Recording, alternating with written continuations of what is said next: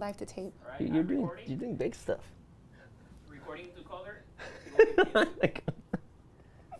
Here you go. 3, 2, 1.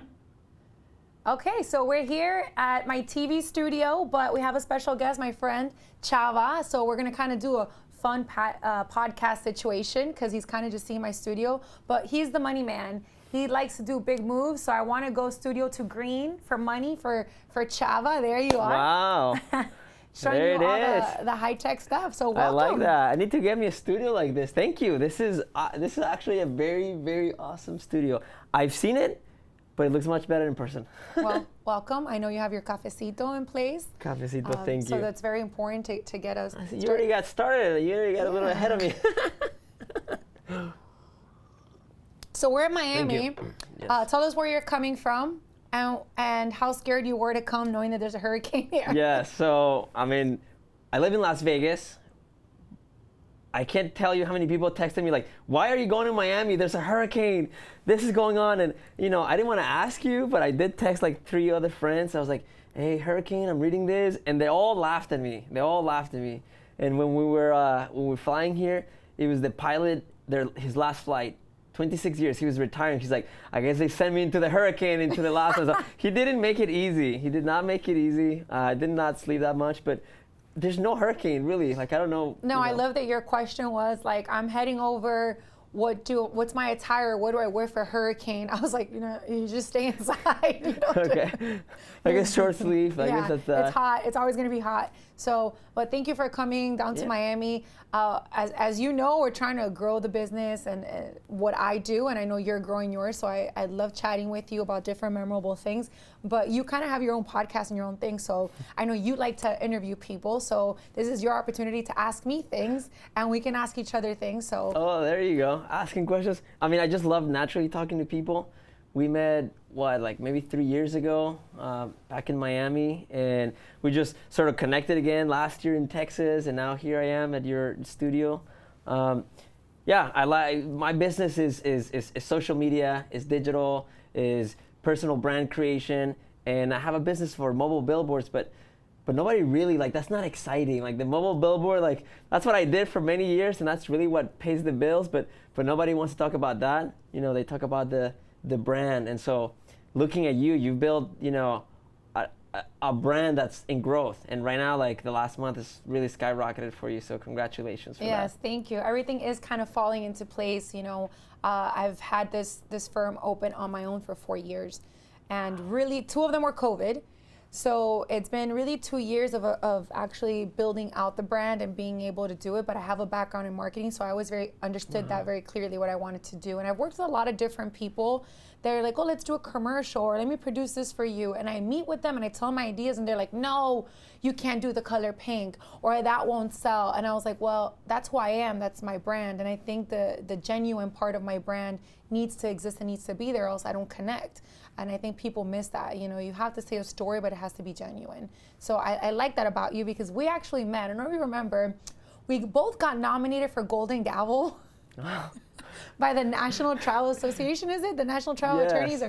And I had never been. And explain what the Golden Gavel is. So the Golden Gavel is the award that's given to law firms across the country for all their marketing services. So whether it's, best social media, best print ad, best billboard, it best was commercial. Outdoor ad. Which is the main one. It was the main one. It's the main one. And out of, I think there's hundreds of people who submit their stuff, and the agencies are submitting this. So I get a call and said, you are top 5. You are a nominee for this award.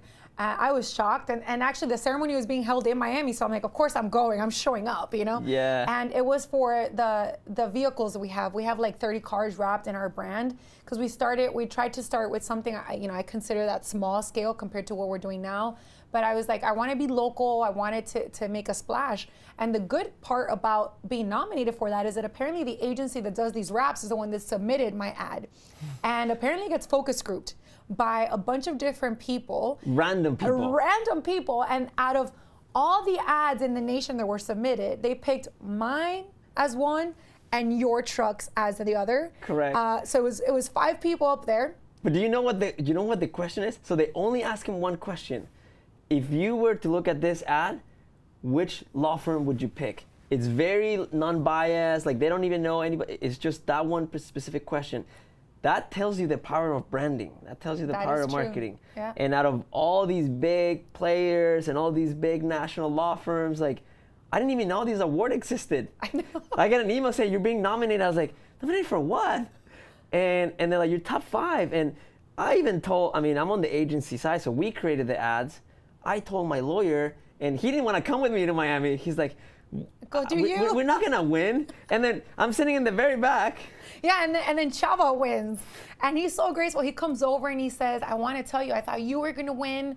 And I don't know how I won. And your ads, and I look at him like, you don't have to, I'm glad I'm just here. Like, I was shocked just to be there. So I was very, blessed and humbled by that experience. But we met at that. So we met 3 years ago in Miami. At that event, right? And we were kind of both still very much in growing stages of our companies and kind of really blowing it up. And you've come a long way in these past 3 years too. So, congrats to you. Thank you. So, I feel like this is like, it's so strange because most people's stories, their business died in COVID years, and my business like thrived. Like I like to say, like, I not only survived COVID, I thrived in COVID, and it's I don't know, maybe it's the resilience. You heard of that analogy of like burn the boats, when the commander sends the fleet and says burn your boats. The only way to get back is if you win the war. And at that point, like, I had no job, and I have this idea about putting billboards on trucks. Do I do it, or do I go to the comfort zone, get another job, salary? And I bet on myself, and then the pandemic hit, and I was like, oh, this is not good. Yeah, it's very interesting because I have a very similar story. I was partnered with another an attorney, an older attorney, for 4 years doing personal injury. I was managing the firm, but we have very different ideas. I wanted to advertise, and the old school trial attorneys are like, oh, advertising's beneath me, And I said, well, it's not beneath me, and I'm just starting my practice, and I have this marketing background, and I kind of need to let this out. So I decided, well, we should just go our own ways, and I'm gonna, double down on myself. And I started my firm on January 2019. And that first year was gonna be like, okay, I'm gonna get everything set in place. I'm gonna build structures and systems. And then 2020, I'm just going to blow up. Like, I'm gonna go advertise. 2020 was like, nobody's out. And it was so interesting because I do accidents and personal injury, but most attorneys, they do a lot of car accidents. Nobody's driving. Nobody's driving so much so that the auto insurances are returning money For the policies? to the policyholders. Wow. I didn't get any. Never in the history. Geico, what's going on? Where's my check? Never in the history of, I think, auto policies that they're returning money. And they were saying it like, we're doing this as like a good deed, but really it's probably because they needed to show losses somewhere and they had no claims coming in because nobody's driving. So it was a very interesting time. But what I found is that because in my 4 years prior, I was in a smaller firm and we were kind of more niche, and I didn't do so much volume car accident, I really knew how to handle the premises liability, the negligent security, the assaults. And what started happening was that people were slipping and falling on the hand sanitizers and antibacterial hand sanitizer in the front of the stores. Oh my God, did I get so many of those claims. It was that's like the winning ticket. So the only thing that was open was grocery stores. Right. People are falling, you're getting all these claims, you're getting started. The way my business, nobody's driving, but I have these delivery trucks, and they're delivering food to all the grocery brands. So the only eyeballs are where my trucks are. So continuously I was getting the most impressions, I was getting the most eyeballs, and it's tragic, but both of these situations are kind of like weaving together, and we've only been around for 4 or 5 years. It seems like what a trajectory. It's just about, if you really believe in doing something, an idea you had, and really following it through, you can't fold at the first challenge that comes, your way. And I mean, it was a big challenge, but looking back, it's really made us who we are. I think also the challenge of having to separate from a partner that didn't make it easy for me to go on my own. I'm eternally grateful for that experience. And some people would say, "Oh my God, that was tough." And How are they doing, your partner? He's doing great. I have nothing bad to say about. You're doing better. I think you're doing better. Well, he had a different business model. Oh, there you go. He wants to be a niche, small firm and keep it that way. And some people say, more money, more problems. But I like problems. I'm a problem solver. So I like to fine. say more money, more responsibilities. Doesn't have that flow, that Jay-Z flow. Yeah, more money, more respo. I don't know, but honestly, like you're talking about beliefs, and I have this thing where I say like you have to doubt your doubts and you have to believe your beliefs. But most people believe their doubts and they doubt their beliefs. You know, they doubt that they can succeed. They doubt they can do this. They doubt in the economy. They doubt that the government is going to help them. They have all these doubts, and all of a sudden, like they believe that one day they could succeed. They could be their own business owner. They could be, you know, X, Y, and Z, win an Oscar, write a novel, whatever it is. They start believing their doubts. They're like, no, it can't be me. That person already did it. That person's taller. That person's better looking. That person has parents with money.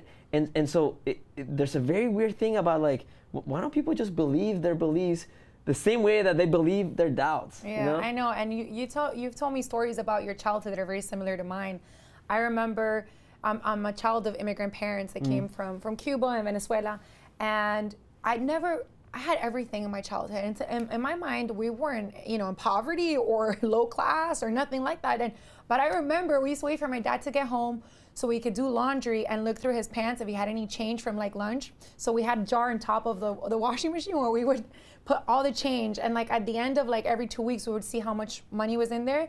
And we would beg my mom to take us to the dollar movie theater, which was playing like the old movies. You collect coins for a week to go to a dollar movie theater. Yes, because it was a lot of us. All my cousins and everyone were raised together. So I thought that, you know, that was like a great childhood. And when people are like, oh, because you had parents that were there, or you like school, or work comes easy to you, it doesn't. It really doesn't. We all just try to find the silver lining. But you told me that your story about tacos de nada. Los tacos de nada. That was, you know, we never went out to eat. So whenever you go out to get tacos de nada, it's like, wow, we're on a family trip here. We're on a dinner, and tacos de nada, it really is that. They're empty shell tacos. I mean, it's so sad. And if my mom ever watches this, I know she'll remember. But there were 5 little taquitos like this, and they would just pour like the onions and the salsa. But there's no chicken, there's not even beans, there's not even nothing. They're empty, hard fried tortillas. And but the salsa tasted great. And as a kid, I was watching these videos.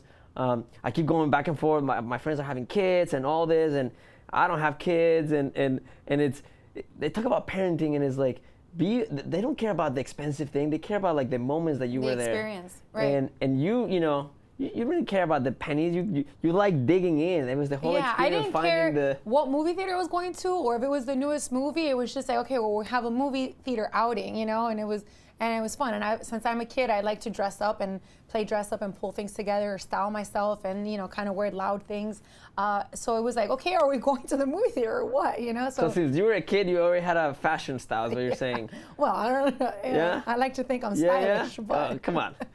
You're making black look bad. You know, that's good. That's good. Do you like Halloween too? Do you dress up for Halloween? Halloween's my favorite holiday. Absolutely love it. Last year was the premiere of Hocus Pocus #2. Yeah. For the remake. It wasn't as good. It wasn't as good. But it's hard when these remakes, you know? But I rented out a whole like private theater, and I did a whole premiere for my office, and we all dressed up in Hocus Pocus theme, right? Oh, that's cool. Yeah. I gotta get invited to these holiday parties. Ari, do you already have your Halloween costume? No? She's just nodding her head no. I gotta take suggestions what to do this year. Every year, me and my fiance, we go all out. Like last year, I was Austin Powers, and she was the fembot. Oh God, that's awesome. And another year we were, she was Kill Bill, and I was the assassin. And we live in Las Vegas, so people would stop us and try to give us money because they thought we were part of, like, you know, those people like dress up on the strip. Oh God, and yes, they take for a pictures. picture. Yes. And we're like, oh my God, this is so good. I mean, she looks so good, like as Uma Thurman. Definitely nobody want to take pictures with me, but she went to fashion school too, so like she does the makeup and the whole thing, and she made it look real good. I love Halloween. I love it. I love it. We had Spirit Week on the week of Halloween in the office, or every day we have a different theme, and then we've had like costume competitions and stuff. We try to make it fun to work here, and people always think, well, you're a serious attorney, and I very much am. And we handle cases that are very, I know you try to ask me, like, tell me about whatever case, and sometimes I'm like, I don't want to go there because it gets very somber very quickly. Yeah. Because we do things that are very serious. But part of my persona and what I like to bring to my clients and the people I work with is happiness and color and joy. Because so often we can get stuck into the sad things in life and not look at the silver lining, and that just goes against like the way I operate. So that's I try to, dress in color and keep it playful and fun for that reason. When things are somber, sad, dark, the only thing to fix that is to bring light. And so you have to come in and be that part for your clients. Like I can't fathom like talking about car accidents, death in the family. I'm sure you deal with the kids, the husbands, wives, like, and you want to help them, but they would take all that back. They would give the money back if they could have another day or moment, I'm sure, with a loved one. And listen, I often tell my staff, and sometimes clients call us very angry and they could be rude. And I say, well, you have to understand they're going through a moment of frustration. Yeah. Be it just dealing with their insurance company, they've never dealt with this. They don't know what to expect. So we have to, in spite of being treated a certain way, continue to be nice, continue to, remind them about the good things. And I always say I'm a punching bag. I'm either fighting with opposing counsel, some judge's assistant, an adjuster, an insurance company, and sometimes my own client.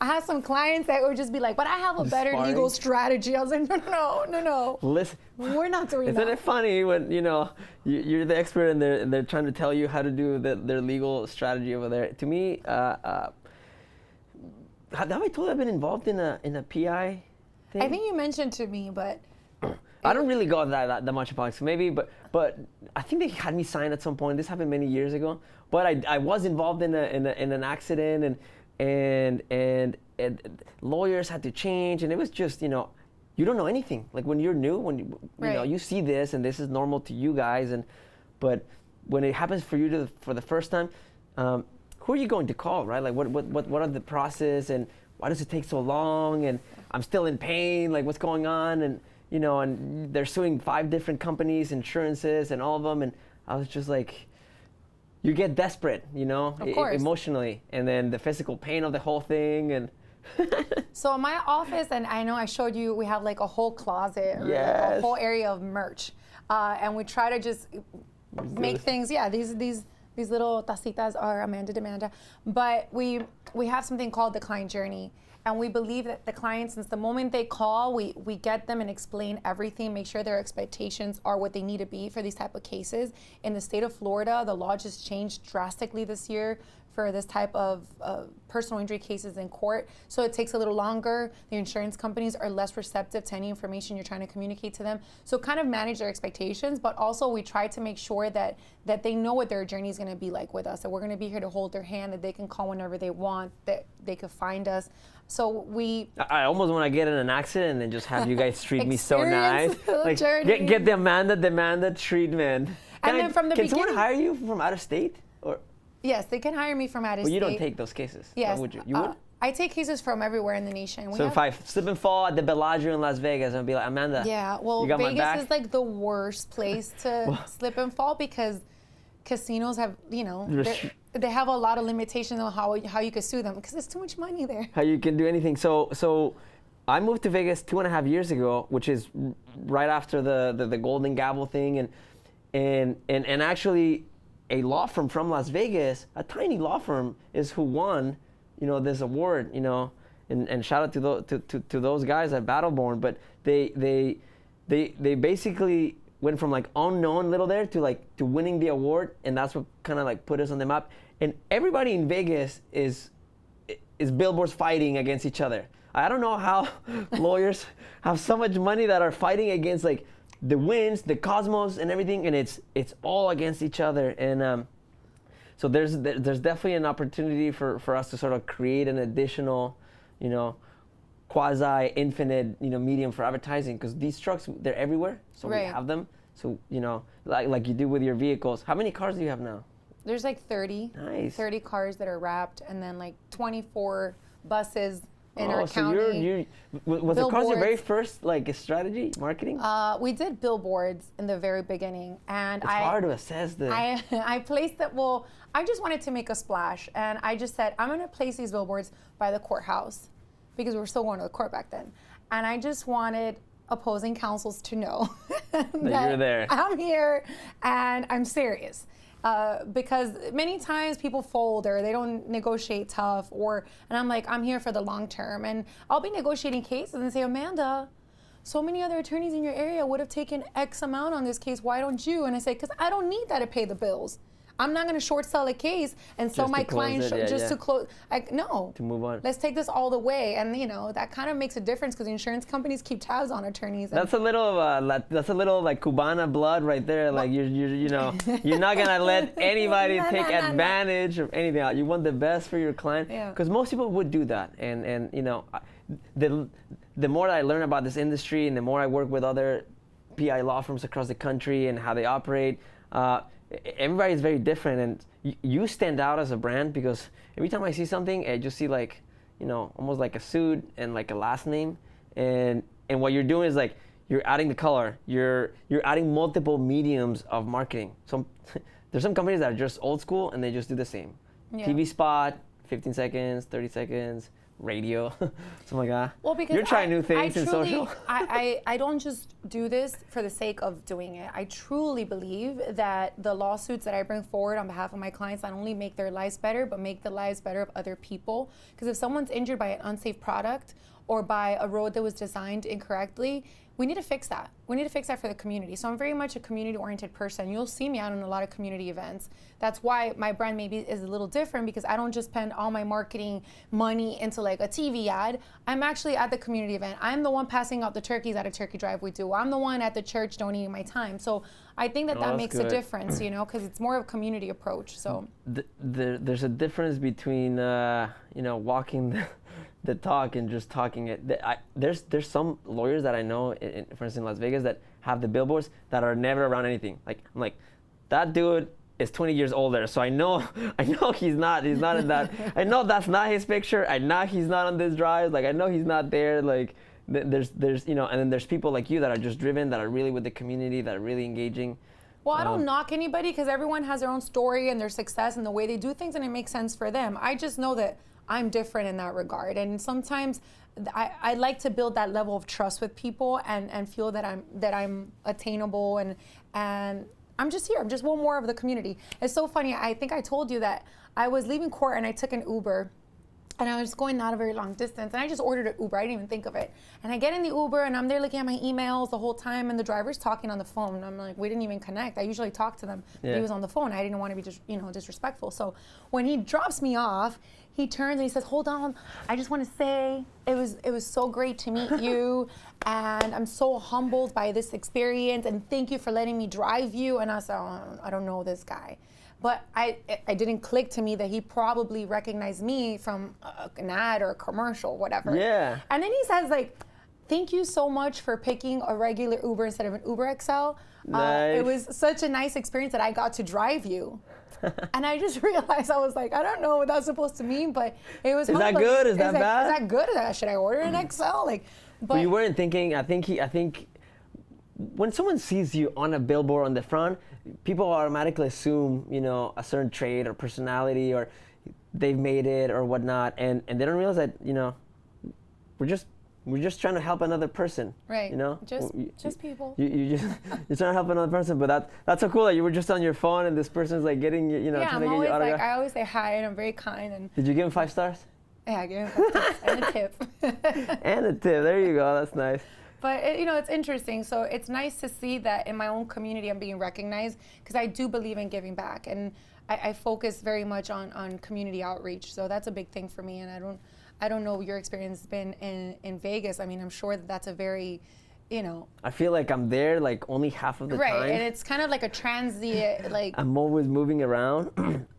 It's a lot of tourists too, so it's different. Vegas has 600,000 people and 2 million visitors a month. I know, it's insane. So almost like 4, if there's 5 people there, 1 lives there and the other 4 are visiting every month, and there's 4 different new ones every month, and it keeps growing.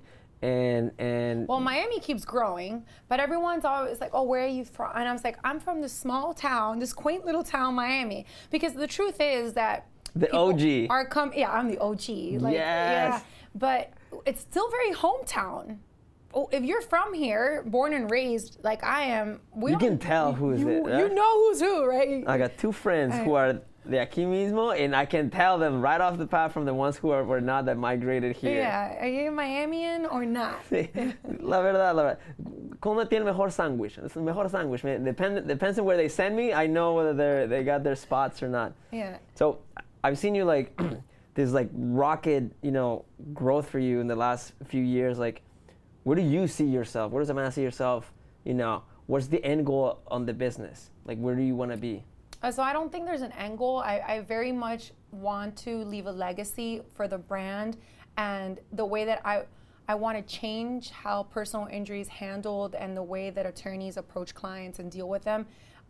Many times I've been told, Amanda, you can't do it that way. Once you start doing volume, you lose touch. Like you got to flip the cases for less money. I've seen that, and I refuse that be the only way to do it. So it's been kind of hard to prove my way. But I think that I want the brand to grow to the point that it's nationwide, and I could bring the same client journey and the same approach to different areas of our country, and more so to the Hispanic community and the Hispanic market. Because I think that when your attorney could speak your language and speak Spanish, they feel a lot more connected, and I want to kind of grow that, and I think that that's missing from a lot of our big cities. I saw your merit wall out there, with all your plaques and everything, and you will. There's no doubt about it. When someone has this spark, doesn't matter what happens, you just keep going. You have that resilience, you have that mindset, you have the beliefs. Don't doubt your beliefs. No, I don't doubt. Sometimes it's funny because I have like my CFO and we sit down and we strategize and we talk about things. I'm like, I need this, I'm doing that, and then they'll be like, "You're crazy. That's too big." And I say, "Wait. No. It's the disruptors. It's happening, right? Yeah, it's the ones that do something different that make it happen. How are you gonna get ahead if you're doing the same thing that everybody's doing? And so some people have these like ceilings, And I see. I don't know if you see it with like I have siblings and I have like other people around me, and as different stages of my life change, I've outgrown some of my friendships. I've outgrown some of my relationships, and then. And then there's some that are like so far up there that I just want to like hang on a little bit with those people so that I can, and then when I hear them talk, I'm in a room of, the reason why we're here, we're here for a conference, or I'm here for a conference, and it's all about entrepreneurs. We're at the Vault conference with Patrick Bet-David, and everybody that's there has at least the same mindset, but there's some people in that room that have done it, Yeah. And then there's people that have done it that are learning from those who are above them, So I always will sit in a room and I kind of explain my idea or what I want to do, and it's kind of big and grandiose, and someone will say, "No, that doesn't too work. high. No, that's too high. You can't do that." And I said, "No. It's gonna happen. You just don't see it yet. Yeah. You just don't get it yet, but it's happening." So I'm very much of that mindset. I put something in my mind, I put it in a box. I work really hard for it. It's not like it just happens, but I think that the mindset is the first step. So that's what it is. Like, so on your brand, like, how do you manage like creating this persona and this brand and the color pink and at the same time want to be taken like seriously, because that's such a thin line that only how Right. far to push, and as you're tilting it, I move back in. I have to work really hard on all angles, right? So I work really hard in building this brand that's kind of like loud and fun and on the buses and does a cheesy commercial and wears loud pink, but Social media. But at the end of the day, when I show up to court, I will be over prepared. I will have studied my case, and I still very much have a love and passion for the law. You see me, I'm out at the trial conferences and I'm there taking notes. I'm not outside networking. No, just you for the are sake. there I'm there for learning from the trial so lawyers. I continue to learn, and my goal is to be an eternal student, because I think that the more I grow, and there's nothing I enjoy more than the feeling and the experience you have when you are having like a closing statement or closing argument to a jury. I don't care who's in the room. Everything melts away, and I'm just locked in. Do you prepare those? Like, Yeah, of the course. closing statements, do you memorize them? Like, how does that? I mean, I only see it in movies, and the most common that I suits. see, I haven't seen it, and so many people have recommended me. From a lawyer, should I watch it? Well, I haven't watched it. I don't really have time Oh, to. okay. I figure, like, I don't know, like, A Time to Kill. Have you seen that movie with Matthew McConaughey a long time ago? Samuel L. Jackson. He has one of the best, like, closing statements in movie, and it basically just makes a difference between what is a lawyer who just wants to win versus a lawyer who cares, for the case or the person. So do you prepare them and memorize them, or do you go with your inner gut and your So heart? when you're preparing for a closing statement, you got to know the case in and out, and you do prepare it. You kind of script it, but it's really more a bullet point thing. You can't be too robotic. You need to be able to connect with the jury, and for sure you have to let your emotion or your person, who you are, show, because if not, you can't connect. And a jury and a trial with a jury is all about connection with the jury. Do they trust you? Do they believe what you're saying? Do they connect with the story? And it's very hard to sell that if you're like reading a teleprompter. But Or earpiece, like, what was that again? yeah, excuse me, Bluetooth, production. not working. No, you don't get to memorize. You can memorize it, but you don't want to be like, oh my God, did I forget that paragraph? Kind of just flow and have a conversation. But by that point, you're so invested in the case. You know it. You know the clients. You heard their testimony. You saw them on the stand. You saw how the other side lied, and You catch them and you write them down. Yeah, so we bring all that stuff up, and there's usually a theme of the case. There's many things I like to talk about. In life, there's titles that we strive for. There's titles that we fight to get. Some people go to school for years to become a teacher and work very hard at that, and they're proud of that title. Some people take out many loans and do years and years of residencies to be a doctor, and they're proud of that title. But then there's the titles that life gives us that we didn't ask for, like widow, Yeah. like Stop. cancer survivor, Yeah. like mother of a dead child, like divorcee. Some people don't ask for that title. Or the title of impaired, Amputee, yeah. amputee. Those are titles that no one even think asks about for. that. But after that trial, I'll tell the jury, after this accident, my client is now the impaired dad that can't play catch at the baseball practice because he's the impaired dad. So you put the label and you create sort of the imagery. what is that label worth to this man's life? What's his life worth? It could go from something as small as that as to like amputee. Oh, that's so and so the amputee. Oh, Yeah. that's so and so the widow. Yeah. Oh, that's so, and that's hard because now that person, the titles that we don't want are the ones that most define us for the rest of our lives, and they're typically given to us in a tragic situation or moment. And many times there's, the defense company or product or whatnot, it was the culprit. So I kind of try to, that's how you connect certain things. So you're just kind of saying a story, you're drawing a picture. And it's very hard to script that, wouldn't you say so? You see. Yeah, I'm trying to think of all these things, and those labels do define you. There's certain things that when happen in life that you can pinpoint when your life changed. Right. Whether it was good, whether it was a breakthrough case, or whether the loss of a friend, a child, a relationship, whatever it is. And then these labels sort of stick with you, which they move you. Yeah. Some people, they bring them down, and some people, you've heard these like amazing stories of where I really wanted to do this, and then, but life, got me struck by lightning, and instead, and now they shifted into a completely different identity of themselves, and they recreated themselves from within, and they became either an amazing writer, or now they can share a story, or they get on the stage and motivate other people. Yeah. How MAD was created, the Mothers Against Drunk Driving, it happened through a tragedy. But that's what I say. A lot of the embraced. cases I handle, it's like, I'm not going to let this tragedy go to waste. I'm going to use it to correct a law, correct something that's wrong, that's hurting the community, and it's continuing to do that. I mean, look at the opioids, crisis. It's bad, and they're still Terrible. selling it. Terrible. But I think it was my marketing coordinator. She asked me the other day, and I think it was for like an article or something. There, what's the thing you're most grateful for?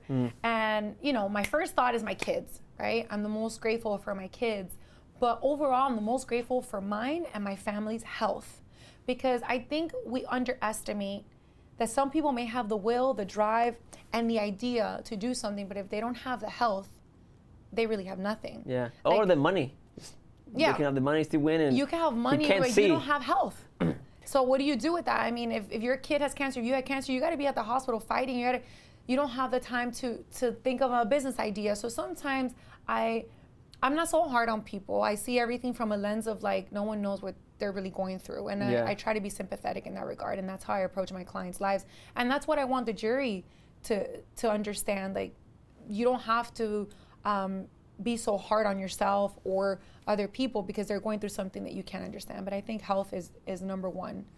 You were talking about gratitude, and I have this prayer that I say, and I heard it from somebody, and I wish I could pinpoint the moment when it just hit me bullseye. But he said, what if you woke up tomorrow and you only had the things that you were grateful for yesterday? And it just like hit me, like, how much more gratitude would you have today if you wake up tomorrow and the only things that you were grateful for is the things that you were grateful for yesterday? And so like I wake up and I'm like trying to do gratitude for everything that I have today, just to cover my bases. I do that in the car I drop off my kids and we do affirmations every morning. With your kids? Yes. Well, how many kids do you have? I have two, a 7-year-old and a 5-year-old, and every morning they know we get in the car and we say, I am happy, I am healthy, I am strong, I am smart, and I'm enough. And they already know it. Like, we just repeat it every morning. And sometimes they're like, Mom, I'm like, say it out loud. I want you to say it, So that's great. You're going to hear Patrick Bet-David do that on the stage. Yeah, so we do that every morning. And then when I drop them off on my drive to work, I do two things. I do my vocal warm-ups because I overuse my voice. So I have like my doctor says you have to do your warm-ups. And then I start to say things I'm grateful for. Because if not, it gets daunting. You're like, I have to get to the office, I have to do this, I have a hearing, I have an event, and all these things. But at the end of the day, what am I grateful for? So I really genuinely do start every day with a grateful heart. I think that's very important. And I don't like word art. I don't like, the word art. This is like kitchen and the houses. But one I know what thing you're talking about. I had printed out in law school and I put it in my apartment. Yeah, word art is not my favorite. Like, it's a no-no in my house. Living room, it's like I know where the living exactly room. what you're talking about. Restroom. Cup, yeah. So, love, life, laughter, whatever. Exactly. But there is one word art that I will accept, and that was I had printed out this little thing, and I had it in law school with me, and I put it in the apartment, and it said, "Start each day with a grateful heart," because law school is hard, and I was alone in a city by myself without my support group, and every morning I was like, just focus on that and give yourself something to focus on. So I'm really big on that type of stuff. Just put things in a box and everything else quiet. Separately. Yeah. All right, to wrap up a couple of just fun questions. I think I sent some of you guys. First, I want to know like who was Amanda Demanda in high school? Oh God, Amanda Demanda in high school is exactly who she is today. I think I'm an open book and I've always been the same person. I was class president, captain of the varsity water polo team. I organized every pep rally. I would skip class you were loud and everything. To go make pep rally banners with like the excuse, my teachers knew like I was skipping class, but I was still working at the school. So over involved in every organization and giving back excessively. I actually got a scholarship from Target. Nice. That's not hard. For the amount of community service hours I had. That's hard to get.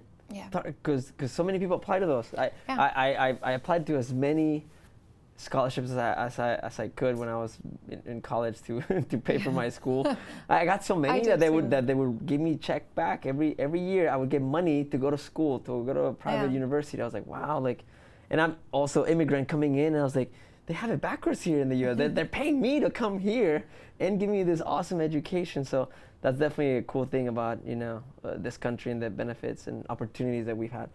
And two, I always like to know like if we were having dinner, and you could pick the people that you could have dinner with, dead or alive, like which people would you would be on your like, man, I really want to talk to these people. Do you ever? Well, that's a tough question because I think I would eternally pick my kids and my parents. Let me rephrase that one then. Because I do really enjoy their time. I learn a lot from both of them. Historical figures, entertainers, actors, crushes that you had back in, I don't know, 90210. What do people like, in Beverly Hills? Who are the big crushes in? I would like to have dinner with President Nixon. Ooh, wow. Yeah, I would like to look That's inside a good his brain. one. Yeah. Yeah. You have a second person too. Who would be good to be there in that dinner? Helen Keller. Oh, wow. I dressed up as her for You like did? a middle school project. They were like a historical figure. And I picked her because I think her story is just admirable. I don't know if you know her story, Heroic, but she was blind and deaf, and also, you know, they thought she had some sort of issue because her behavioral, but just no one understood her. And then when she actually was able to communicate, she was such a deep soul and actually so smart, and she, you know, added so much to that whole area of disability that really no one understood. She literally gave a voice to that community. Yes, And so- she's like a beacon for sure. Yeah. Oh, it's very interesting. My answer has always been like, I always try to pick someone dead and someone alive. And to me, the alive person would be like Elon Musk. I just think he's so smart and brilliant that I would want to, like, who wakes up and says, like, I want to take humanity to Mars? Like, you have to be, like, really, I know. like, your goals have to be stratospheric, like, outside of the realm of Earth to have those kinds of thoughts. But he comes from my background. He's immigrant. He was bullied as a kid. Like, all these things that most people don't really know. He, Asperger's disease, he's got a disorder. He's on the spectrum of it, and there's just so many things that I would, naturally. And then I'm a big Michael Jackson fan, so Yeah. I want to know what it was like when you could pack a stadium without a social media post that people are really driving 30 minutes and staying, outside a store. No, I think more. to buy a record, Here the internet is out for 5 seconds and you can stream the song automatically, but what it is like to be the beacon of music at that level when all barriers to get there is so difficult. Here is like so simple. A little person could be dancing and millions of people could see it tomorrow. It's very different state. Social media. Social media, plug. That's what we do. But yeah, I mean, I think that's interesting. Many different people can add different things, but there's just, I like more of the mystery. Like if I had to have dinner with Michael Jackson, I would maybe not see it from his fame side, but what a tortured soul he was. Oh, so you read this? You must have either read or know his background. But yes, those are the things that I would like. Yeah. As a kid, his father and the perfectionism that was put onto him, and a lot of people, if he hadn't gone through that rigorous torture, as a child, he wouldn't become who he was. Like he was crippling perfectionism is probably the best word to say it. To an extreme. He's a case study for sure. And this is why he's untouched. This is why 20 years later after his death, a random guy wants to have dinner with, And I really like to, not that I like politics so much, and I said Nixon necessarily, Nixon's great. But I like the idea of anytime I could watch a movie or something, I prefer documentaries or nonfiction because I'm kind of like the history of things, because certain people have made mistakes or done things that I'm like, okay, that was so glaringly wrong. How did you go wrong? And I like to understand that to make sure that I don't fall into certain things, right? Yeah.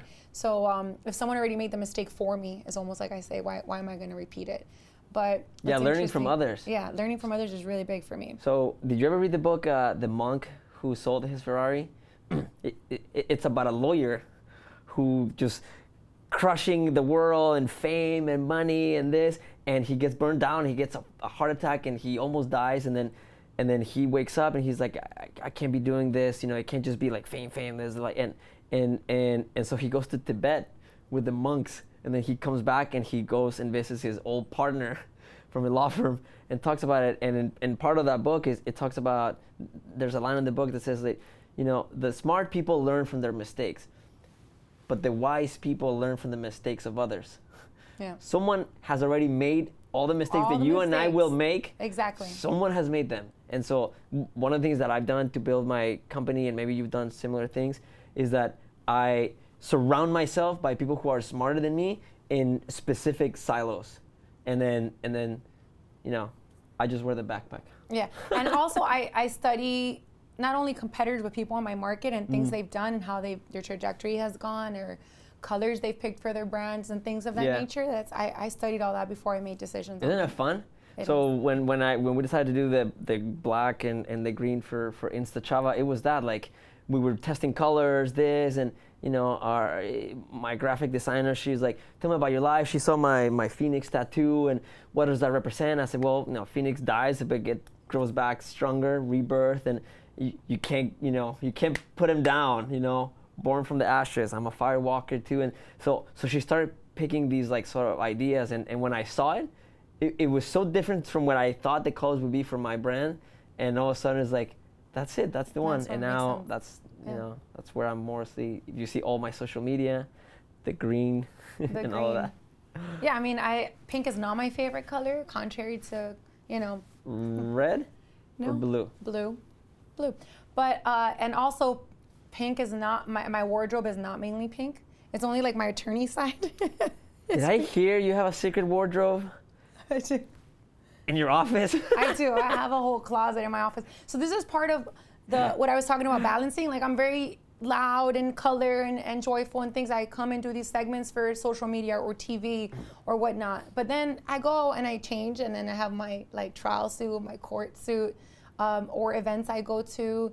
I like to honor judges that have done good things in the community through other organizations. So I try to do my part in all of the things that are the attorney. So it's not just one-sided, so that to me that matters.